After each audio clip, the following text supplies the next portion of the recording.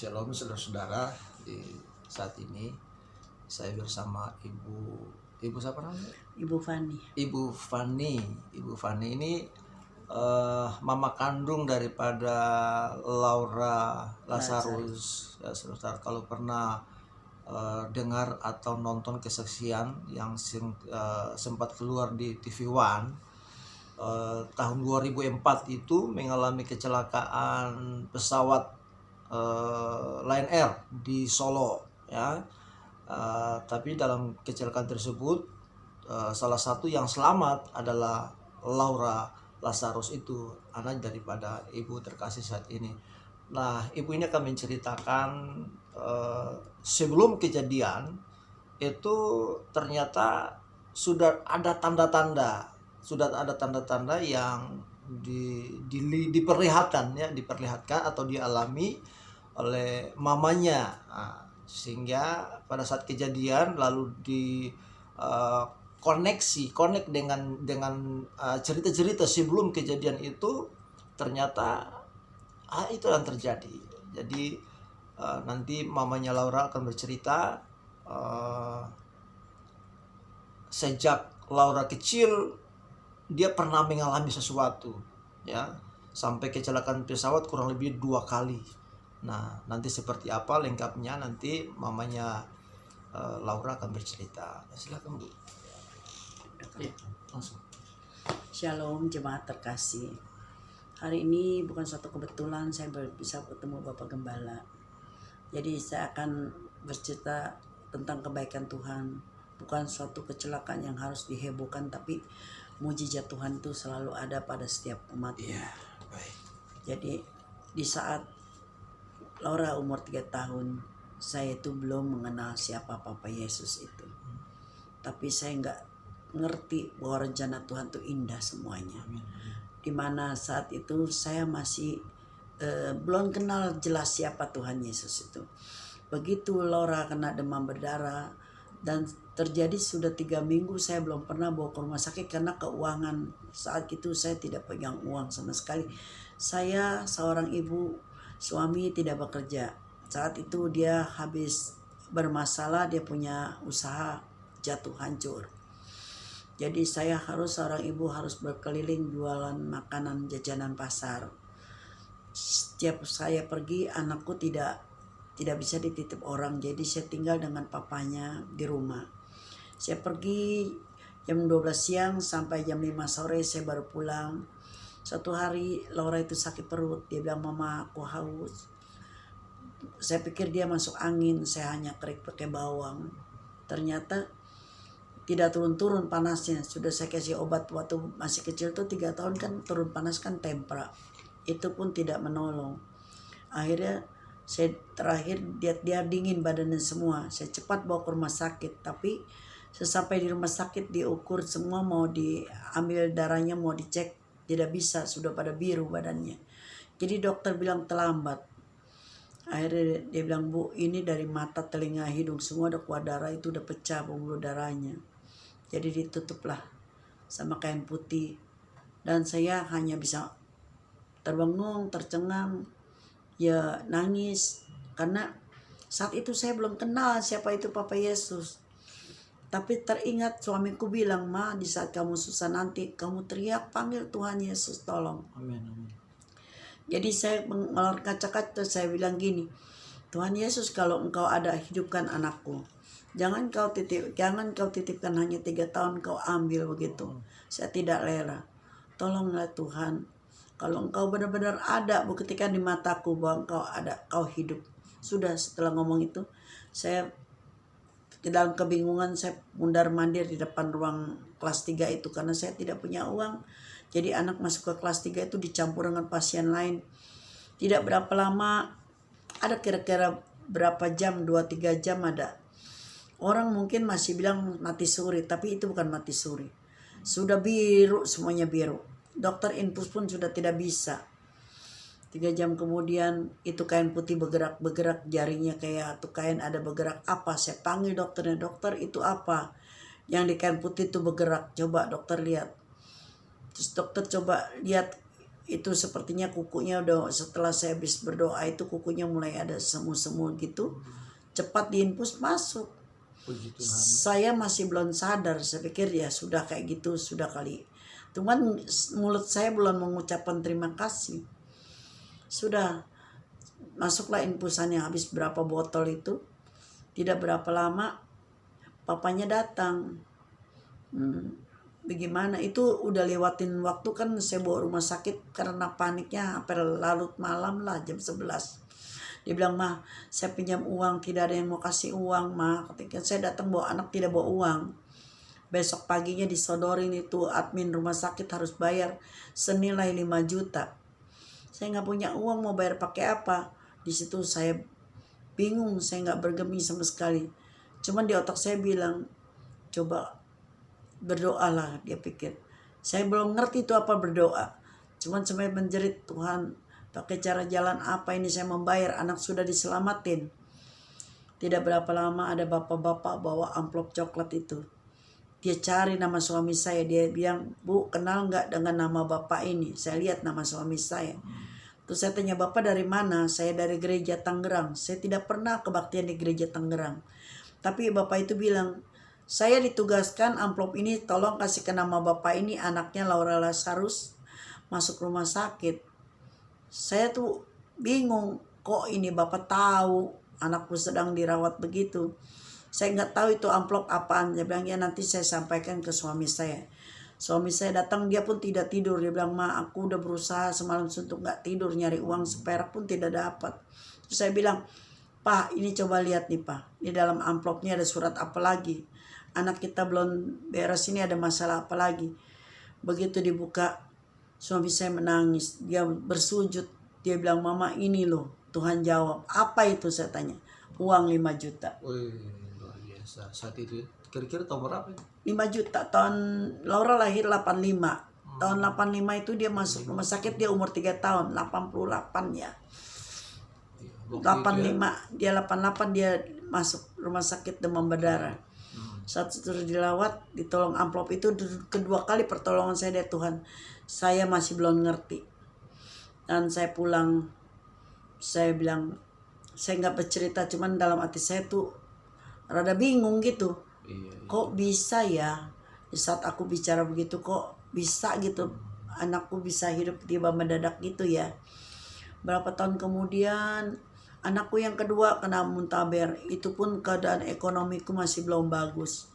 Saya masuk lagi ke rumah sakit itu, saya sujud di depan kamar kelas 3 itu, saya bilang, "Tahun lalu anakku kena begini, kali ini saya panggil Tuhan Yesus, tolong saya menyerah, saya menyembah Engkau Tuhan. Saat itu kalau anak saya yang ini diselamatkan juga, saya akan ikut menurut jadi Engkau, saya akan bersaksi kemanapun saya pergi." Tertolonglah anakku yang kedua juga. Dan setelah pulang anakku dari rumah sakit, saya duduk di gereja paling depan duduknya. Saya tidak lagi yang di belakang. Saya di depan, saya dengerin firman Tuhan. Suamiku kaget, dia bilang, "Biasanya dibawa ke gereja nggak mau, kenapa sekarang jadi mau duduk paling depan?" Saya komitmen, saya bilang, "Tuhan, saya akan ikut Engkau Tuhan. Saya mau, saya minta dibaptis." Saya mulai coba belajar, mengerti, mengenal siapakah Tuhan Yesus itu siapa. Itu pun belum seberapa. Gelombang datang. Saya satu keluarga 18 bersaudara, yang masuk Kristen tuh cuman saya. Karena semua pada bilang, "Emang kamu ngerti main sembarangan kan, awalnya Konghucu. Semua agama baik, tapi nyawa yang diselamatkan itu tidak lain cuman Tuhan Yesus Kristus." Betul. Jadi saya bilang, saya tidak ragu, saya pilih Papa Yesus itu sebagai Bapakku yang tunggal. Amin. Bapa yang di bumi, Bapa yang di surga. Yes. Jadi akhirnya mulai dari itu saya mulai taat. Tidak berapa lama terjadi lagi masalah besar di saat 6 tahun anakku yang kedua, dia ulang tahun. Dia minta, "Ma, boleh nggak ajak aku ke Ancol?" Sedangkan kita beli beras aja susah. Koin mau beli beras aja mesti cari koin kemana-mana. Saya bilang, "Nak, Mama baru dapat borongan ini, dapat catering, baru dikasih panjer. Jadi nanti ulang tahunnya, nanti kalau urusan Mama sudah beres, ya namanya anak kecil ulang tahun, boleh dong Ma, mau ke Dufan," katanya. Hati kita seorang ibu pasti lihat gimana anak namanya ulang tahun, dia minta ayolah satu motor berempat. Apa mau kata ada lubang, kejadian kecelakaan. Suami saya menghindar lubang, di belakang taksi ngebut. Ditabraklah, mental semuanya hilang. Suami kemana, saya kemana, mental. Dan motor itu dari tikungan Mangga 2 sampai ke ujung ITC itu, ler kereta api. Saya begitu jatuh kebentur pala, saya ingat anakku pada kemana ini, Laura kemana, Dewi kemana. Aku yang kedua namanya Dewi. Dewi tidak ada, saya cari suami saya, dia berdarah, semua kaki jidat semua berdarah. Saya bilang, Pak, anak kita hilang hatu, Pak. Wah, suamiku panik. Terus saya lihat di bawah motor itu ada tangan sedang goyang-goyang. Saya bilang, itu anak kita tuh satu gitu. Dia berdoa. Anakku yang kedua itu bilang, Tuhan Yesus tolong sembuhkan papa mama saya, ampuni dosa saya. Yang kedua itu si pendoa. Begitu dia sadar, dia cuma sebut, Tuhan ampuni dosa papa mama, Tuhan ampuni. Sampai dokter bilang, Dek sudah dek, Tuhan sudah mengampuni. Sekarang dari tangannya lepas, itu kulit muka dari telinga sampai ke hidung tuh habis kena aspal, diseret berdarah itu. Tapi karena Tuhan jagain, dia akhirnya sembuh. Berapa jalan bertahap. Dari situ tidak mudah. Ini saya, tangan saya ada bekas bolong. Di sini bolong. Itu tanda dari Tuhan sayang sama kami. Besokannya dengan satu tangan saya masak 600 porsi itu catering. Wow. Yang 3 itu berbaring, tidak bisa berdiri pun susah, berdarah, tapi saya bisa. Akhirnya catering selamat beres. Saya mulai tekun lagi. Itu gelombang itu kan ada yang bilang ikut Tuhan Yesus tuh enak, kapan? Tidak juga. Gelombang datang tapi Tuhan jagain. Amin. Tidak sampai jatuh tergeletak. Iya. Sampai masanya terjadi satu sekolah anak-anak pun sulit, tidak mudah di perjalanan hidup, keuangan, ekonomi. Tapi karena saya sudah komitmen ke Tuhan, saya berkeliling jualan kue dengan berdoa Tuhan, yang akhirnya saya pulang bisa bawa hasil, saya bisa bayar anak sekolah. Kosan pindah dari satu rumah, dari besar kecil sampai 2x2 saya tinggal di situ, makan masak di situ. Dengan tekun dan setia terus saya ikutin. Saya baca tuh Amsal sampai anakku lulus, dan si Laura bercita-cita pengen jadi pramugari. Saya bilang, kamu mau jadi pramugari harus sekolah seni, mama gak punya uang. Yang penting satu, kamu berdoa nak. Jadi kamu mau minta apa-apa berdoa. Anakku pernah suatu hari mau minta uang, mau beli sepatu. Saya bilang, tangan ini kita dikasih Tuhan bukan untuk meminta, tapi memberi. Tangan di atas bukan di bawah. Kalau di bawah kan cuma begini, tapi tangan selalu di atas. Kamu belajar memberi. Dari situ anakku ingat sampai besar sekarang dia selalu memberi, menolong orang. Jadi dia sudah lulus SMA, dia mau jadi pramugari, dia ngelamar 13 kali tidak diterima. Tapi bilang pramugari itu. Iya. Perusahaan bilang umur masih muda, 17, nggak bisa. Perusahaan mau terima umur 20. Setiap orang pramugari itu 20. Tapi makin lama sekarang peraturan ketat. Dia harus ada S1, sarjana. Kalau itu pas kebenaran waktu itu sedang muda-mudanya. Waktu itu perusahaan. Laura 17 tahun. 17 tahun udah jadi pramugari? Belum. Belum. Dari 17 tahun dia kepengen banget jadi pramugari. Akhirnya dia terima umur 19 tahun dia baru keterima. Itu pun diizinkan Tuhan. Dia punya cita-cita. Saya cuma berpesan, nak, ingat kalau kau jadi pramugari kau tidak boleh sombong. Iya. Akhirnya ke-14 kali saya antar dia pergi, diterima. Wah, pulang sukacita dia bersorak-sorak. Saya bilang, jangan bersorak-sorak. Kamu berterima kasih sama Tuhan, tidak boleh sombong. Tapi janji saya dia lupa. Sudah jadi dia sombong. Dia malu lihat saya sebagai mama. Mama yang tidak keren, mama yang kotor. Sempat. Dia malu punya mama sebagai tukang jual kue keliling. Dia malu sekali. Tapi saya jadi mama, saya mengerti. Kalau mama nggak jualan kue keliling, mau makan sehari-hari dengan apa? Adik kan masih mau sekolah. Saya mengampunin. Akhirnya terjadilah musibah. Di situ pun ada satu teguran. Kecelakaannya 2 kali. Pertama di Palembang. Roda depan patah, masuk ke lumpur 7 meter. Pesawat Lion Air juga? Iya. 2 kali. Dan itu saya bilang itu Tuhan kasih tanda-tanda. Tapi waktu kecelakaan di Palembang itu gimana kondisi Laura? Mulus, Masih cuman mulus? trauma. Trauma aja. Saya Semua mau- teman-teman juga aman Ya, dan sempat mau berhenti tapi tidak bisa. Perjanjian kontrak 3 tahun. Oh. Jadi mau nggak mau saya bilang maju terus. Mm-mm. Tuhan masih lindungin, maju terus. Siapa menyangka bakal terjadi 5 bulan kemudian parah yang di kuburan Solo. Jadi dari waktu kejadian di apa tadi Palembang itu tidak sampai 1 tahun ya? 5 bulan Hanya 5 bulan sudah kejadian di Solo. Solo, kuburan Solo. Kuburan. Jadi cuaca buruk, Mm-mm. landasannya kecil, ada angin baliung, terlempar lah. Oh. Jadi dia mau ngerem juga karena kecil bandaranya Solo. Akhirnya penumpang bisnis kelas meninggal 31. Semua dalam pesawat itu. Seluruh penumpang Total berapa? Sama kru? 149 sama kru 149. 149 orang. Jadi yang bisnis kelas meninggal hanya Laura yang selamat. Anak co-pilot juga luka parah. Jadi dari situ bagaimana perjuangan hidup Laura, saya bilang Tuhan lindungin Laura jangan sampai jatuh tergeletak. Itu pun dikabarkan hilang. Saya bilang masa bisa hilang kalau dia di hutan dinyangkut di pohon. Iya, Saya kan nggak tahu Solo seperti apa. Kalau di kuburan dia bilang di kuburan kan rata, bisa tahu dong di mana. Ternyata dia nampar penumpang sampai ke sayap, kan sayap depannya ke pesawat depannya kan sobek. Jadi mukanya kebacok, itu dia masuk ke yang bagian bagasi-bagasi. Sama Laura kursi-kursi masuk situ?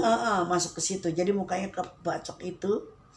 Untung matanya tapi sempat ininya hancur.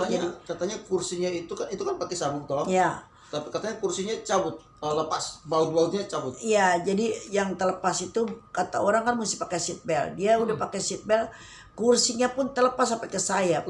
Sadis ya. Jadi nggak bilang pakai seat belt, itu aja sampai kursi-kursinya. Jadi panggulnya patah, tulangnya nongol di pusar. Matanya keluar, bola matanya, pipinya sobek dari telinga sampai ke belakang sini. Pipinya urat-uratnya keluar. Angkal ini engselnya copot, betis dagingnya hilang. Itu kondisi Laura waktu itu. Jadi betis ini hilang. Kalau kita dalam pesawat yang remnya sangat kencang, kita punya daging bisa copot. Nggak tahu apa aja yang bisa copot. Ada yang putus dari anggota tubuhnya. Banyak ada satu juga pendeta juga putus tangan kaki di situ. Sama satu pesawat. Iya, anak bayi banyak yang terlempar juga. Jadi akhirnya betisnya, dagingnya hilang, tulangnya sempat kecoet, itu infeksi. Akhirnya perjalanan hidup saya itu lama di Singapura pengobatan. Waktu itu setelah kecelakaan itu kalau saya ikuti Laura memang sempat dipikir hilang kan. Iya. Jadi dicari Cari ternyata ditemukan. Iya. Itu langsung dibawa ke rumah sakit apa waktu itu? Rumah Kasih Ibu di Solo. Di Solo. Itu pun saya berdoa, Tuhan topangkan tangan Bapak jangan sampai jatuh tergeletak. Saya kan dengar Rumah Kasih Ibu saat itu 2004 tuh masih belum modern juga. Apa-apa pun masih belum komplit. Tapi Rumah Kasih Ibu, Rumah Sakit Katolik itu rada meninggal. Dibawalah, dapatnya ke situ yang di rumah sakit lain tuh meninggal. Berapa lama dirawat di situ? Di rumah sakit cuma 5 hari. Karena 5 hari. Itu pun dokter sudah nyerah angkat tangan karena harus diamputasi kakinya. Tapi saya bilang anak itu dalam kandungan saya sempurna, dia harus kembali sempurna. Jadi dari kondisi Laura kecelakaan itu satu-satunya jalan dan diagnosa dokter harus amputasi. Ya. Tapi ibu tidak mau. Tidak mau. Ya, beriman bahwa dia lahir sempurna, Kembali Laura tetap sempurna. Ya. Puji Tuhan. Jadi tidak jadi amputasi. Tidak. Nah, akhirnya dipindahkan ke rumah sakit mana waktu itu? Rumah sakit. Jadi dari Solo dibawa ke Jakarta, langsung saya minta dibawa ke Singapura. Oh. Pertolongan. Jadi berarti dari Solo ke Jakarta tidak sempat ke rumah sakit. Dari rumah sakit Solo ICU pindah. Tidak. Jadi sampai dari rumah sakit itu udah koma, dibawa ke Jakarta. Dari sana dibawa ke Jakarta, di Jakarta baru urus malamnya jam 11 malam baru berangkat ke Singapura. Dan di Singapura hampir setahun kami baru bisa pulang. Itu pun pulang masih dalam luka, masih parah banget. Iya. Tapi waktu di Singapura baru bisa ada perubahan besar Laura Ada, itu jadi bisa jalan atau masih pakai masih parah, masih parah. pakai Jadi tongkat apa kursi roda? waktu itu kakinya masih pakai pen ya. Oh iya. Jadi kalau kaki diturunin tuh darah pada keluar itu. Kan bolong. Iya. Jadi Di bor ya. Iya, dibor. Di Dibor dari mata kaki sampai ke tulang itu pennya dari dengkul sampai ke tulang. Tuh kalau tiap hari itu dagingnya nyempil-nyempil tuh perih tuh. Dia akan keluarkan darah tuh. Iya. Jadi keluar daging gimana itu.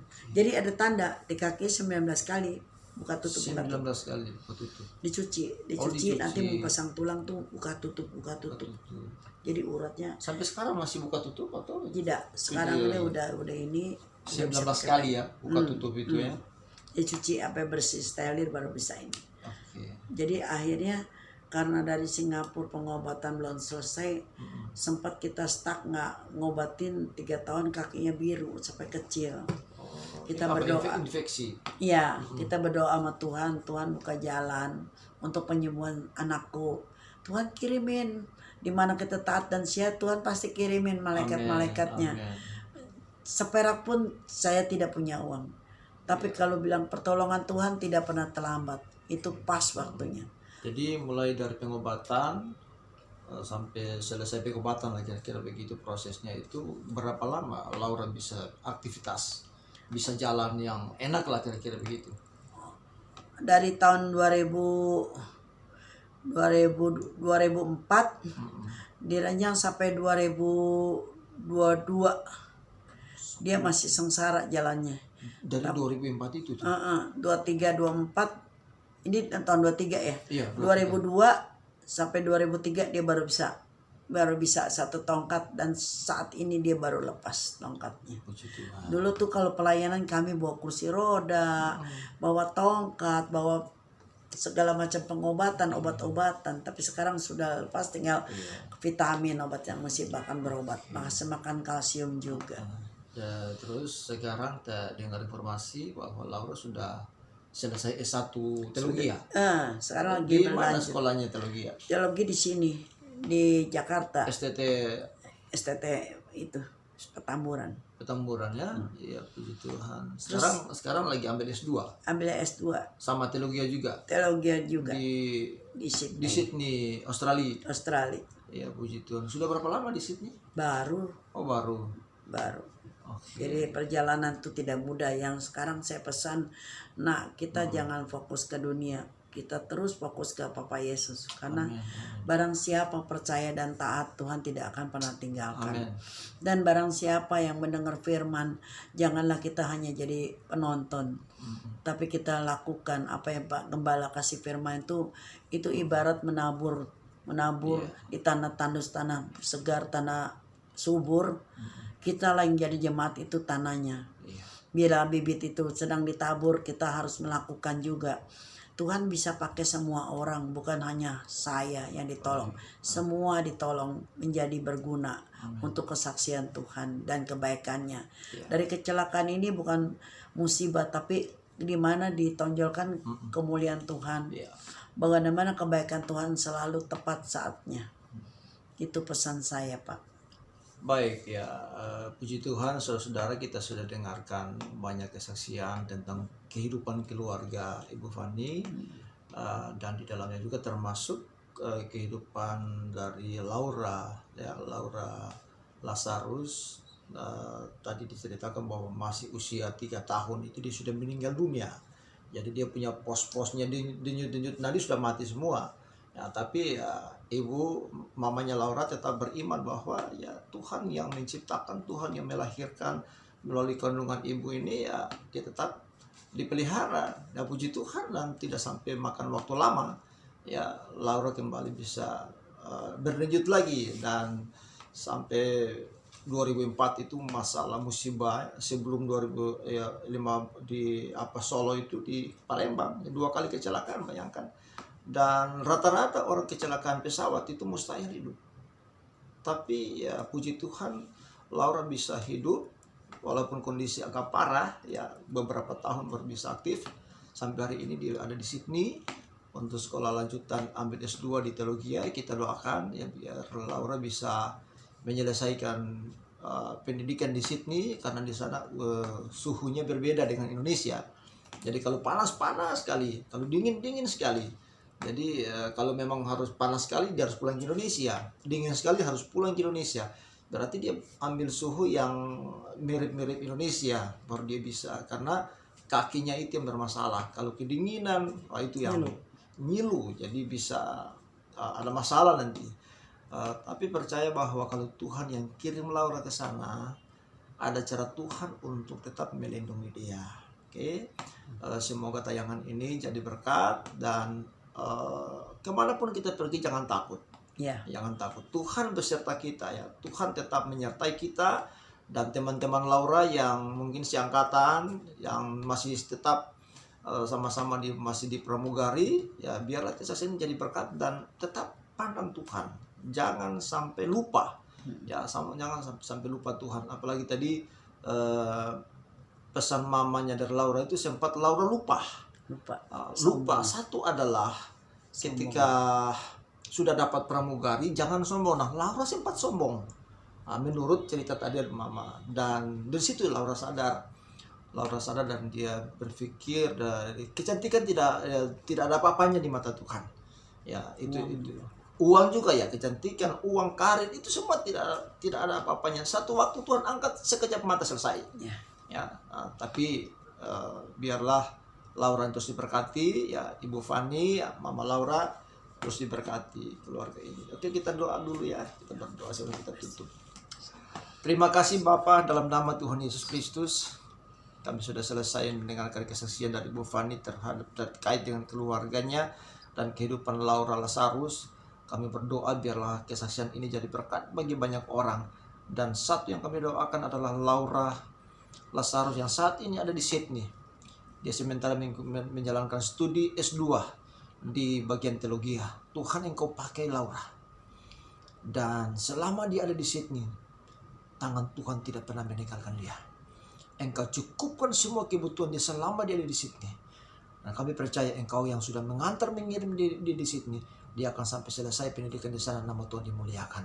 Melalui kehidupan Laura, kesaksian Laura, banyak orang akan melihat Tuhan, banyak orang akan diberkati, dan berkat yang mereka alami juga memberkati banyak orang.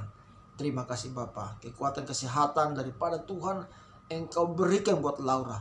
Dalam nama Tuhan Yesus Kristus, perlindungan sempurna. Engkau berkati dia Bapa. Berkati Laura, berkati Ibu Fani yang sudah melahirkan dia, sudah merawat dari kecil sampai mendewasakan sampai saat ini. Laura masih ada bersama-sama dengan keluarga mereka. Semua isi rumah tangga mereka Bapa, seorang ibu janda, dia tidak sendiri. Suami meninggalkan dia karena Engkau panggil pulang. Roh Kudus tidak pernah meninggalkan. Engkau terus berkati Laura, berkati mamanya Bu Fani, dan semua saudara-saudara yang lain, mulai saat ini sampai selama-lamanya. Dalam nama Tuhan Yesus Kristus kami berdoa, bersyukur kepada Bapa Surgawi. Haleluya. Amin. Tuhan Yesus memberkati kita semua. Shalom.